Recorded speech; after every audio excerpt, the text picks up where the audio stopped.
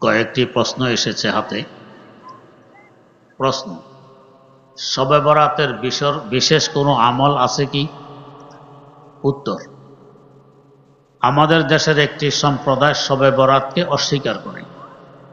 তারা বলে শবে বরাত বলতে ইসলামে কিছু নেই। তাদের এই বলাটি সম্পূর্ণ ভুল, সঠিক নয়। শবে বরাতের অস্তিত্ব ইসলামে আছে। রাসূল আকরাম সাল্লাল্লাহু আলাইহি ওয়াসাল্লামের যুগ থেকে নিয়ে ১৫০০ বছর যাবৎ আজ পর্যন্ত প্রত্যেক যুগে যুগে শবে বরাতের উপর আমল হয়ে আসছে। আমার ক্ষুদ্রতম স্টাডি অনুযায়ী ১০ জন সাহাবী থেকে শবে বরাত সম্পর্কীয় হাদিস বর্ণিত আছে।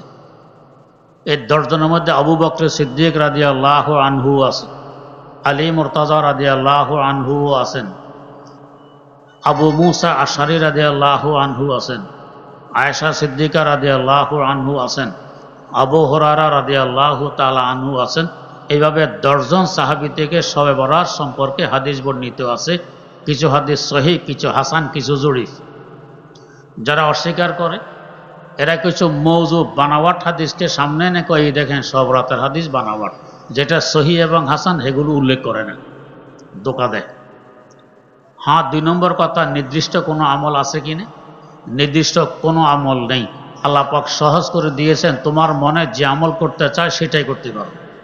চাইলে নামাজ পড়ো, চাইলে তেলাওয়াত করো, চাইলে জিকির করো, চাইলে তওবা করো, চাইলে দুরূদ শরীফ করো, পড়ো, ইত্যাদি ইত্যাদি, তোমার ইচ্ছে।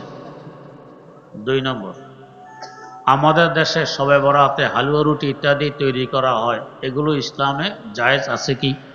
উত্তর, রাত হলো এবাদতের। হালুয়া রুটি খাওয়া কি এবাদত? এবাদত নয়, বরং বেশি খাইলে এবাদত করা যায় না। এবাদতের জন্য অল্প খেতে হয়। এই হালুয়া রুটি এটা আমাদেরকে এবাদত থেকে, ফজিলত থেকে বঞ্চিত করার জন্য একটি শয়তানি আবিষ্কার। কারণ শয়তান দেখে শবে বরাতের এক রাত্রে এবাদত করে অনেক ফজিলত কামাই করে নিচ্ছে, আমি তো মাহরুম। যদি বলে শবে বরাত নেই, সবাই মানবে না। তাই কৌশলে, আরে এত সুন্দর একটা রাত, একটু হালুয়া রুটি না খাইলে কেমন হয়? তার যুক্তি বের করছে কি?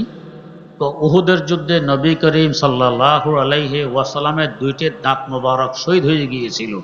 হুজুর শক্ত খাবার চিবিয়ে খেতে পারেননি, তাই হালুয়া রুটি খেয়েছেন।